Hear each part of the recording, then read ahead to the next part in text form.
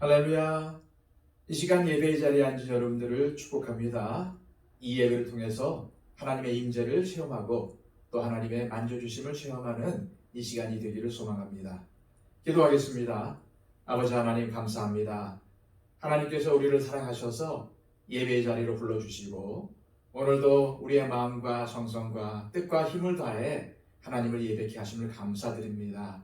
하나님, 하루의 일과를 마친 이 시간 겸손히 나의 삶을 돌아보며 하나님을 나의 삶에 맞아들이기를 원합니다.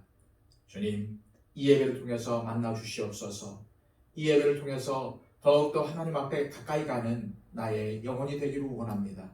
주님, 은혜를 베풀어 주시고 이 예배를 통해서 아버지 하나님의 은총을 통하여 회복되는 역사가 있게 하여 주시옵소서. 더욱더 순종의 역사를 써내려갈 수 있도록 인도하여 주시고 하나님 앞에 예배하는 삶, 하나님 중심의 삶을 살아가겠노라고 결단하는 시간이 되게 하여 주옵소서. 주님, 성령님을 통해서 말씀하여 주시고 이 말씀이 우리의 심령 가운데 잘 새겨질 수 있도록 역사하여 주시옵소서. 주님, 이 예배의 시종을 주님께 맡겨드립니다. 주님 친히 영광 받으시고 이 예배를 주관하여 주옵소서. 예수 그리스도의 이름으로 기도하옵나이다. 아멘. 다 함께 찬송가 445장 찬양 드립니다.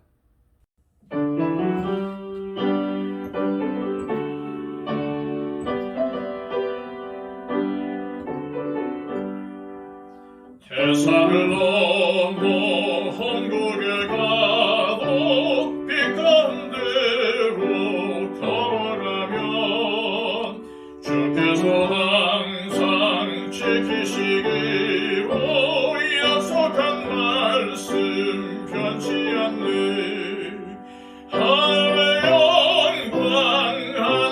영광 나의 맘속에 차고도 넘쳐 할렐루야를 힘차게 불러 영원히 주를 찬양하리. 캄캄한 밤에 다닐지라도 주께서 나의 길 되시고 나에게 밝은 빛이 되시니 길 잃어버릴 염려 없네. 하늘의 영광 나의 맘속에 차고도 넘쳐 할렐루야를 힘차게 불러 영원히 주를 찬양하리. 광명한 그린 마음에 담아 찬란한 천국 바라보고 할렐루야를 힘차게 불러 날마다 빛에 걸어가리. 하늘의 영광 나의 맘속에 차고도 넘쳐 할렐루야를 힘차게 불러 영원히 주를 찬양하리. 찬송가 286장 찬양 드립니다.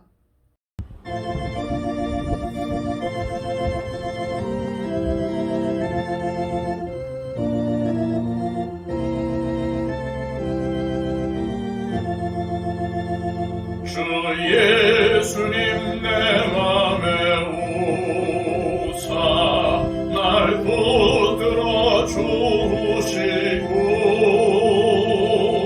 내 마음에 새 힘을 주사 늘 기쁘게 하소서.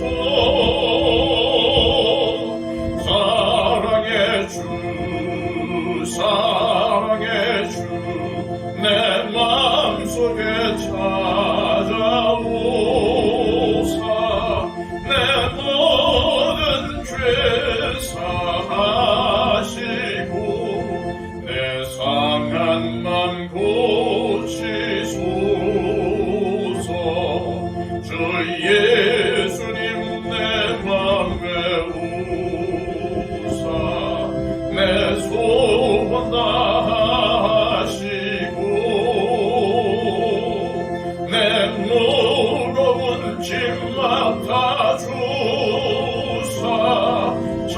평안을 주소서. 사랑의 주 사랑의 주 내 맘속에 찾아오사 내 모든 죄 사하시고 내 상한 맘 고치소서. 주 예수님 내 맘에 오사 날 정결케 하시고 그 은혜를 내 맘에 채워 늘 충만케 하소서. 사랑의 주 사랑의 주 내 맘속에 찾아오사 내 모든 죄 사하시고 내 상한 맘 고치소서. 주 예수님 내 맘에 오사 내 길 인도하시고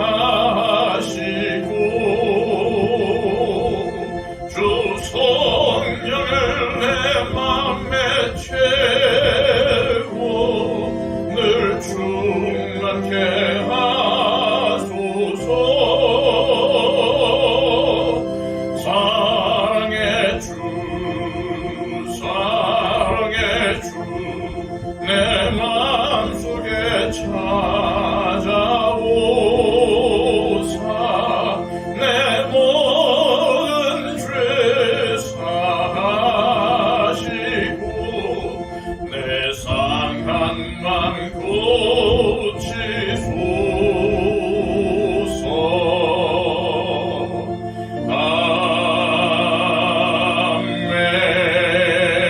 아멘. 이 시간 우리에게 주시는 하나님의 말씀은 신약 성경 야고보서 1장 1절에서 4절까지의 말씀입니다. 신약 성경 371쪽입니다.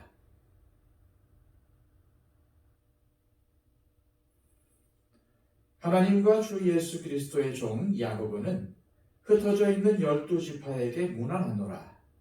내 형제들아, 너희가 여러 가지 시험을 당하거든 온전히 기쁘게 여기라. 이는 너희 믿음의 시련이 인내를 만들어내는 줄 너희가 압니라. 인내를 온전히 이루라. 이는 너희로 온전하고 구비하여 조금도 부족함이 없게 하려 함이라. 아멘. 내가 정말 알아야 할 모든 것은 유치원에서 배웠다라는 말을 한 번쯤은 들어보셨을 것입니다. 사실 이 말은 책 제목입니다. 목사이면서 유치원 교사였던 로버트 풀검이라는 분이 1888년에 써서 베스트셀러가 된 책 제목입니다. 특히 이분은 목사이며 동시에 유치원 교사이기에 유치원에 관련된 명언을 많이 했습니다. 지혜는 대학원이라는 산 꼭대기에 있는 것이 아니라 유치원의 모래성에 있다. 인생에서 실패하는 것은 유치원에서 배운 단순한 진리를 실천에 옮기지 못하기 때문이다. 아이들이 당신 말을 전혀 듣지 않는 것을 걱정하지 말고 아이들이 당신을 항상 지켜보고 있다는 것을 걱정하라. 사실 인생의 성숙이란 어릴 때 배운 삶의 기본들을 나의 인생에 적용함으로써 이루어지는 것이라고 할 수 있습니다. 어릴 때 배운 것들이 사실은 가장 중요한 기본인 셈이죠. 마가복음 마치고 오늘부터는 야고보서를 함께 살펴보고자 합니다. 1절 말씀입니다. 하나님과 주 예수 그리스도의 종 야고보는 흩어져 있는 12지파에게 문안하노라. 야고보서라는 편지를 받아볼 사람들은 흩어져 있는 12지파입니다. 예루살렘 초대교회는 탄생한 지 얼마 안 되어서 시련을 만나 흩어지기 시작했습니다. 사도행전 8장 1절은 다음과 같이 전합니다. 그날에 예루살렘에 있는 교회에 큰 박해가 있어 사도 외에는 다 유대와 사마리아 모든 땅으로 흩어지니라. 그 박해는 초대교회가 소중히 여기던 지도자인 스데반의 순교 이후에 본격적으로 일어났습니다. 그런데 교회에 대한 박해로 인하여 놀라운 일이 벌어집니다. 사도행전 11장 19절에서 21절까지 말씀입니다. 그때에 스데반의 일로 일어난 환난으로 말미암아 흩어진 자들이 베니게와 구브로와 안디옥까지 이르러 유대인에게만 말씀을 전하는데 그 중에 구브로와 구레네 몇 사람이 안디옥에 이르러 헬라인에게도 말하여 주 예수를 전파하니 주의 손이 그들과 함께 하심에 수많은 사람들이 믿고 주께 돌아오더라. 처음에 예수님을 믿은 사람들은 대부분은 아직 유대인들이었습니다. 그래서 교회에 대한 박해 때문에 흩어진 예루살렘 교회 성도들은 베니게, 지금의 레바논입니다. 구브로, 지금의 히프로스, 안디옥, 지금의 시리아로 흩어져서 처음에는 유대인들에게만 복음을 전했습니다. 그러다가 구브로와 구레네, 지금의 리비아 출신의 유대인 몇 사람이 안디옥에서 헬라인들에게도 복음을 전하니 헬라인들도 복음을 듣고 예수님을 믿게 된 사람들이 많아졌던 것입니다. 하지만 그렇게 되기 전까지는 유대인들에게만 복음을 전해서 그리스도인들은 아직은 대부분 유대인들이었습니다. 그러한 유대 그리스도인들은 예수님을 믿었지만 아직 그리스도인의 삶의 기본이 무엇인지 확실하게 정립하지 못한 상태였습니다. 기초는 배웠지만 아직 성숙하지는 못한 것이죠. 그래서 그들에게 예수님을 믿은 다음 예수님의 제자로 성장해 나가고 성숙해지는 것이 무엇인지를 가르쳐 주기 위해 하나님은 야고보를 사용하십니다. 유대인의 이름 중 야고보라는 이름은 한국의 철수나 영희만큼 흔한 이름이었습니다. 성경에 등장하는 야고보는 예수님의 12제자 중 하나이며 예수님의 제자 중 최초의 순교자인 요한의 형 야고보도 있고 또 다른 야고보도 있습니다. 그러나 야고보서의 저자는 예수님의 동생인 야고보라는 것이 성서학자들의 공통된 의견입니다. 야고보서의 내용을 검토해 보면 저자가 유대인이라는 사실을 알 수 있습니다. 먼저 야고보는 이 편지를 흩어진 이스라엘의 12지파에게 쓴다고 말합니다. 또 2장에서 유대인 회당을 언급합니다. 야고보서의 교훈과 비슷한 내용이 바로 마태복음 5장에서 7장에 나오는 예수님의 산상설교인데 이러한 사실을 볼 때에 이 야고보서의 저자는 산상설교를 가르치신 예수님을 잘 아는 사람이라고 볼 수 있습니다. 그는 또한 이 편지에서 기도를 많이 강조하고 있습니다. 이런 모든 조건을 만족시킬 수 있는 유일한 인물은 낙타의 무릎을 가진 사람이라는 별명을 얻은 기도의 사람이자 예수님의 육신의 동생인 야고보밖에 없습니다. 예수님의 동생들은 자신들의 형 예수에 대해 부모로부터 그가 평범한 사람이 아니라 아주 특별하게 태어났으며 하나님께서 보내신 메시아라는 것을 들었을 것입니다. 그래서 예수님에게 본인이 메시아라면 이제 시골인 갈릴리를 떠나서 예루살렘에 가서 자신을 내어 보이라고 했는데 그것이 사실은 비아냥거리는 말이었던 것입니다. 동생들의 비아냥대는 말이 요한복음에 그대로 기록이 되어 있습니다. 요한복음 7장 3절에서 5절까지의 말씀입니다. 그 형제들이 예수께 이르되 당신이 행하는 일을 제자들도 보게 여기를 떠나 유대로 가소서. 스스로 나타나기를 구하면서 묻혀서 일하는 사람이 없나니 이 일을 행하려 하거든 자신을 세상에 나타내소서 하니 이는 그 형제들까지도 예수를 믿지 아니함이로라. 이렇게 말하던 형제들 중 가장 큰 동생이 야고보였습니다. 그렇게 믿지 않던 그가 어떻게 예수님을 그리스도로 믿게 되었을까요? 틀림없이 부활하신 예수님을 만난 이후였을 것이 분명합니다. 고린도전서 15장 3절에서 7절까지의 말씀입니다.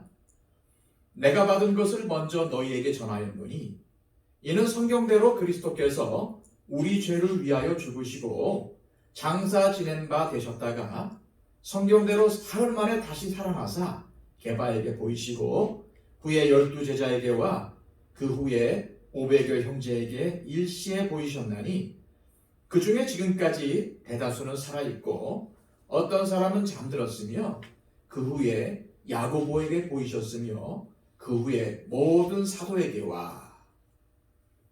부활하신 예수님은 베드로와 12제자들에게 나타나셨을 뿐만 아니라 한 번에 500여 형제 자매들에게도 나타나셨고 동생인 야고보도 따로 만나주셨다는 것을 알 수 있습니다.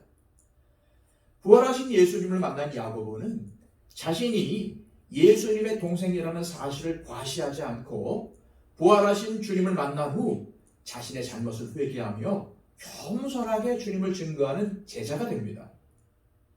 그래서 오늘 1절에서 자신이 하나님의 종이며 예수 그리스도의 동생 야고보라고 자랑하지 않고 하나님과 주 예수 그리스도의 종 야고보라고 자신을 소개하고 있는 것입니다. 그리고 이제는 그가 유대 그리스도인들의 존경을 받는 예루살렘 교회의 지도자가 되어서 예수님을 따르는 삶의 길을 가르칩니다. 실제로 그는 초대교회인 예루살렘 교회의 담임 목사 격이었습니다. 그는 당시 박해로 인해 이곳저곳으로 흩어져 많이 흔들리고 있었던 성도들에게 진정한 믿음의 성숙이 무엇인지를 알려주어야 할 필요를 느껴서 이 편지를 쓴 것입니다. 이 믿음의 성숙을 그는 이 야고보서에서 온전함이라는 단어로 표현하고 있습니다. 즉 야고보는 자신의 편지인 야고보서를 통해서 복음을 받아들이고 믿은 성도들에게 진정한 믿음 생활, 곧 믿음의 성숙이 무엇인지를 가르치려는 것입니다. 그렇다면 이 믿음의 온전함, 즉 믿음의 성숙은 어떻게 이룰 수 있겠습니까? 2절부터 3절까지의 말씀입니다. 내 형제들아, 너희가 여러 가지 시험을 당하거든 온전히 기쁘게 여기라. 이는 너희 믿음의 시련이 인내를 만들어내는 줄 너희가 알미라. 이 말씀은 우리의 믿음은 시련으로 인해 온전하게 된다는 의미입니다. 우리는 인생을 살면서 여러 가지 시험을 만나며 살아갑니다. 성경에는 시험이라는 단어가 몇 가지 경우로 쓰이고 있지요. 첫째는 말 그대로 테스트라는 의미로 쓰이는 경우가 있는데 아브라함에게 사랑하는 아들 이삭을 바치라고 시험하신 것이 바로 그것입니다. 둘째, 유혹의 의미로 쓰일 때가 있습니다. 마귀가 예수님을 시험한 것이 그 경우입니다. 야고보서에서 시험이라고 번역된 단어는 본래 헬라어 페이라스모스라는 단어인데 이것이 1장 2절에서는 시련 또는 연단의 의미로 사용이 됩니다. 그런데 1장 13절에서 14절에서는 유혹의 의미로 사용이 되고 있습니다. 오늘 본문 2절과 3절에서 야고보는 교회를 향한 박해로 인해서 흩어진 성도들이 당하는 시련을 의미하는 단어로 시험을 언급하면서 그래서 이 시험을 믿음의 시련, 즉 연단이라고 부르고 있습니다. 여기서 시련은 예수님을 믿기 때문에 당하는 고난인데 이것은 일종의 테스트의 성격이 있습니다. 고난과 어려움을 통한 믿음의 테스트인 것이죠. 학교에서 학생이 반드시 통과해야 하는 시험과 비슷합니다. 학생이 아니면 테스트를 치르지 않아도 되지만 학생이라면 테스트를 치러야 합니다. 시험을 잘 활용하는 학생들은 시험이 끝난 후에 부족한 부분을 발견하고 보완함으로써 실력을 키울 수가 있는 것입니다. 바로 이것이 하나님께서 우리에게 시험을 허용하시는 이유라고 야고보는 말합니다. 그리고 이러한 시험을 당할 때에 온전히 기쁘게 여기라고 권면을 하고 있습니다. 감정적으로는 기뻐할 수 없겠지만 기쁘게 생각하라는 것입니다. 왜냐하면 그러한 믿음의 시련을 잘 인내함으로 하나님 앞에 온전한 성도가 될 수 있기 때문입니다. 4절입니다. 인내를 온전히 이루라. 이는 너희로 온전하고 구비하여 조금도 부족함이 없게 하려 함이라. 여기서 온전이라는 말은 헬라어에서 성숙을 의미하는 텔레이오스라는 단어를 번역한 것입니다. 야고보서를 기록한 목적은 바로 성도들을 영적 성숙, 곧 온전함에 이르게 하려는 것입니다. 그 온전함과 성숙에 도달하기 위해 필요한 것이 바로 믿음의 실현이라고 할 수 있습니다. 야고보는 당시 신앙의 박해를 피해서 흩어진 성도들이 당하고 있는 고난이 바로 믿음의 실현이라고 가르쳐 줍니다. 야고보는 이 주제를 야고보서 5장에서 다시 다루면서 거기서도 인내를 강조하지요. 야고보서 5장 7절에서 11절까지의 말씀입니다. 그러므로 형제들아, 주께서 강림하시기까지 길이 참으라. 보라, 농부가 땅에서 나는 귀한 열매를 바라고 길이 참아 이른 비와 늦은 비를 기다리나니 너희도 길이 참고 마음을 굳건하게 하라. 주의 강림이 가까우니라. 형제들아, 서로 원망하지 말라. 그리하여야 심판을 면하리라. 보라, 심판주가 문 밖에 서 계시니라. 형제들아, 주의 이름으로 말한 선지자들을 고난과 오래 참음의 본으로 삼으라. 보라, 인내하는 자를 우리가 복되다 하나니 너희가 욥의 인내를 들었고 주께서 주신 결말을 보았거니와 주는 가장 자비하시고 긍휼히 여기시는 이시니라. 아멘. 야고보는 계속 반복해서 길이 참으라고 말하고 또 인내하라고 합니다. 여기서 참는다는 것은 피하거나 도망하지 않고 현실을 직면하는 것을 말합니다. 학생이 시험을 치르지 않고 피하려 한다면 어떻게 되겠습니까? 운동선수가 훈련을 하지 않고 피하려 한다면 어떻게 되겠습니까? 우리가 신앙생활을 하며 경험하는 시험도 일종의 영적인 훈련입니다. 유혹이 오면은 요셉처럼 피해야 할 때도 있지만은 테스트나 시련으로 오는 시험은 피해서는 안 됩니다. 그런 시험은 인내하며 마주쳐 나가야 합니다. 그렇게 믿음으로 인내하며 나갈 때에 우리의 믿음은 온전해지고 성숙해질 수 있습니다. 바로 그것이 야고보가 전하는 승리의 비결입니다. 다음으로 우리의 믿음은 행함으로 온전해집니다. 야고보서 2장 22절입니다. 네가 보거니와 믿음이 그의 행함과 함께 일하고 행함으로 믿음이 온전하게 되었느니라.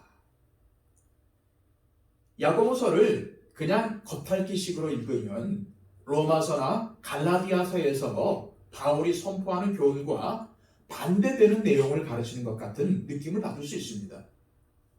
로마서나 갈라디아서에서 바울이 반복하여 선포하는 교훈은 어떠한 행위로도 하나님 앞에서 의롭다함을 받을 사람이 없고 오직 십자가 위에서 우리의 죄를 담당하신 예수 그리스도를 믿음으로써만 의롭다함을 받을 수 있다는 것입니다.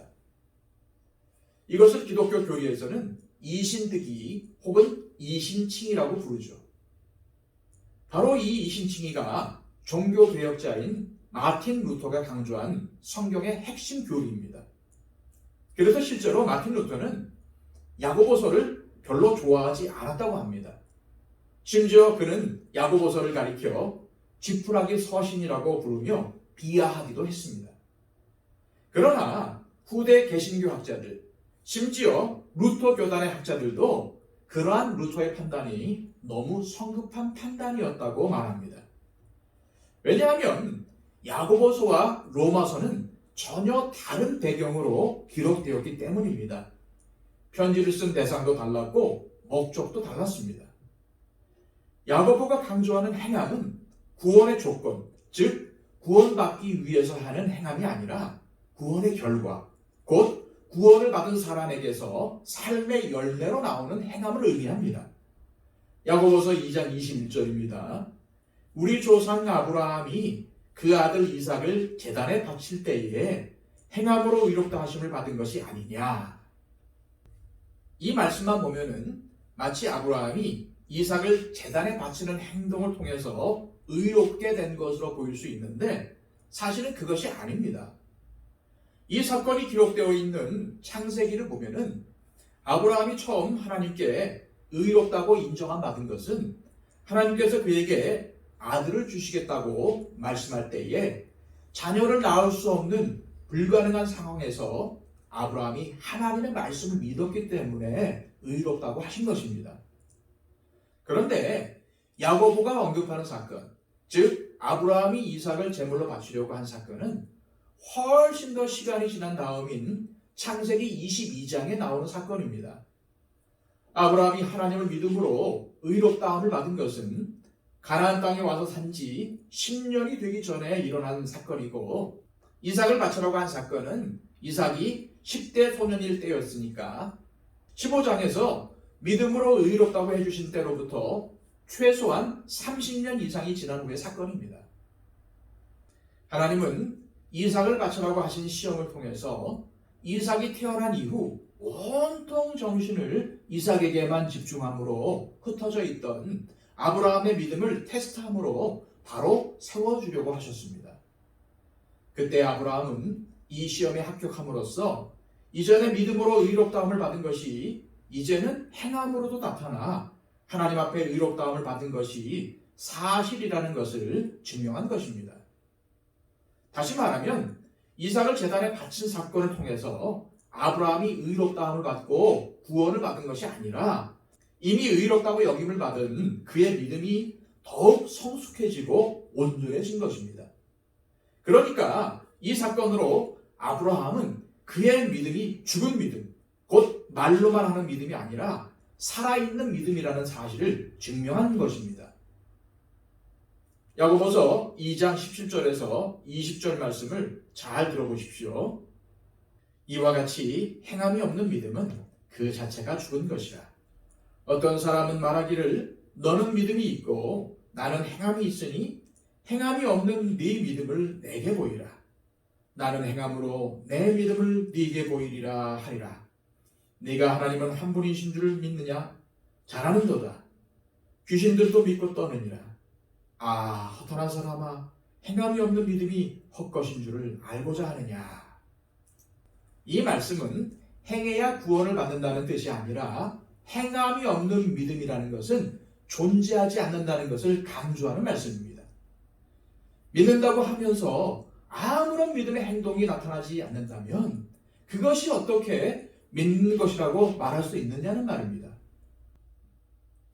예를 들어 정말로 예수님을 믿고 구원받아 의롭게 된 사람이라면 이웃을 사랑하라는 예수님의 말씀을 행함으로 그 삶 속에서 당연히 이웃사랑이 실현될 수밖에 없다는 것입니다. 참된 믿음은 행함으로 보여져야 한다는 말씀입니다. 그래서 믿는다고 하면서 아무 사랑이 없고 냉랭하고 차갑다면 정말 믿는 것인지 의심해 봐야 합니다. 냉랭한이라는 단어와 그리스도인이라는 단어는 같이 사용할 수 없는 말들이라는 것입니다. 이웃사랑이 없이 계속 냉랭한 사람은 사랑의 주님을 믿는 그리스도인일 수가 없고, 정말 예수님을 믿는 그리스도인이 되었다면 냉랭할 수가 없다는 것입니다. 만약 믿는다고 하면서도 계속 냉랭하고 차갑다면 정말 믿는 것인지 의심해 볼 필요가 있습니다. 전승에 의하면 야고보는 예수님의 동생으로서 예수님의 생전에는 믿지 못하다가 부활하신 예수님을 만나고 변화되었으며 기도와 경건 생활과 구제에 힘쓰는 삶을 살았다고 합니다. 그래서 그에게 명예로운 별명 하나가 더 붙었는데 바로 의인 야고보라는 별명입니다. 그래서인지 야고보서에는 유독 가난하고 불쌍한 사람들에 대한 관심이 많습니다. 야고보서 1장 27절입니다. 하나님 아버지 앞에서 정결하고 더러움이 없는 경건은 곧 고아와 과부를 그 환난 중에 돌보고 또 자기를 지켜 세속에 물들지 아니하는 그것이니라. 또 5장에서는 가난한 노동자들을 착취하는 부자에 대해서 신랄한 경고를 합니다. 5장 3절에서 4절까지의 말씀입니다. 너희 금과 은은 녹이 쓸었으니 이 녹이 너희에게 증거가 되며 불같이 너희 살을 먹으리라. 너희가 말세에 재물을 쌓았도다. 보라, 너희 밭에서 추수한 품꾼에게 주지 아니한 삭시 소리를 지르며 그 추수한 자의 우는 소리가 만군의 주의 귀에 들렸느니라. 마지막으로 야고보가 구원받은 성도들의 삶에서 강조하는 것이 바로 말입니다. 말과 더불어 그것을 나오게 하는 마음에 대해서 아주 강력한 경고를 하고 있습니다. 야고보서 1장 19절에서 20절까지의 말씀입니다. 내 사랑하는 형제들아, 너희가 알지니 사람마다 듣기는 속히 하고 말하기는 더디하며 성내기도 더디하라. 사람이 성내는 것이 하나님의 의의를 이루지 못함이니라. 1장 26절 말씀입니다. 누구든지 스스로 경건하다 생각하며 자기 혀를 재간 물리지 아니하고 자기 마음을 속이면 이 사람의 경건은 헛것이라. 야고보가 부활하신 주님을 만나고 변화된 후에 생명을 바쳐 추구한 것은 온전한 사람이 되는 것, 곧 영적 성숙이었습니다. 그렇게 살았던 그가 의인 야고보로 불린 것은 너무나도 당연하지 않습니까? 이 야고보와 같은 사람을 오늘날 우리 교회와 세계 교회는 필요로 합니다. 이제 우리가 들은 그 많은 설교와 배운 그 많은 성경 공부와 읽었던 그 많은 성경 말씀들을 행함으로써 우리의 믿음을 증명해 보여야 하지 않겠습니까? 어떤 교회에 새롭게 목사님이 부임을 했는데 첫 주일, 첫 설교에 서로 사랑합시다. 주 안에서 하나가 되는 교회를 이룹시다. 라는 설교를 했고 교인들이 큰 은혜를 받았습니다. 이제 두 번째 주일이 되었는데 그 목사님은 첫 번째 주일에 했던 설교와 토시 하나 틀리지 않은 똑같은 설교를 했습니다. 서로 사랑합시다. 주 안에서 하나가 되는 교회를 이룹시다. 그러자 교인들이 의아해하고 수군대기 시작했습니다.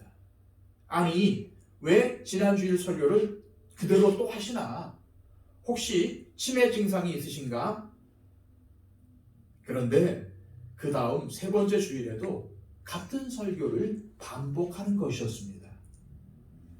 더는 참을 수 없었던 교인들은 대표를 보내서 목사님에게 그 이유를 물었습니다. 그러자 목사님은 이렇게 대답하더랍니다. 우리가 말씀을 받는 이유는 말씀대로 살기 위해서입니다. 그런데 저는 아직 우리 교회에서 제가 나눈 말씀이 실천되는 것을 보지 못했습니다. 그 말씀에 순종하는 것이 보인다면 다음 주일은 새로운 내용으로 설교하겠습니다.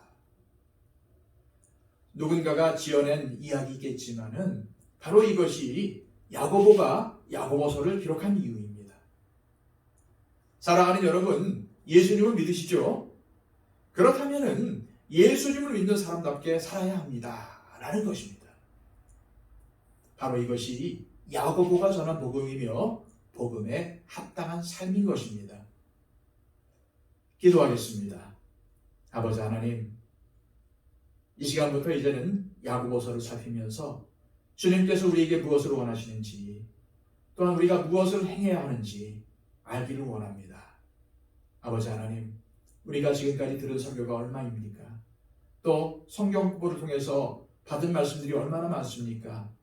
또 우리가 읽은 말씀들이 얼마나 많습니까? 아버지 하나님, 그런데 그 말씀을 실천했는지 우리에게 되물어 본다면 자신이 없습니다. 부끄럽습니다. 아버지 하나님, 이 말씀을 통해서, 이 야고보서를 통해서 우리가 실천하는 행함이 있는 믿음을 가진 그리스도인들이 되게 하여 주시고, 다시 한번 주님께서 원하시는 구원을 이루어가는 삶, 말뿐 아니라 우리의 삶으로 행동하는 믿음이 될 수 있도록 주님 친히 지도하여 주시고 인도하여 주옵소서. 예수 그리스도의 이름으로 기도하옵나이다. 아멘.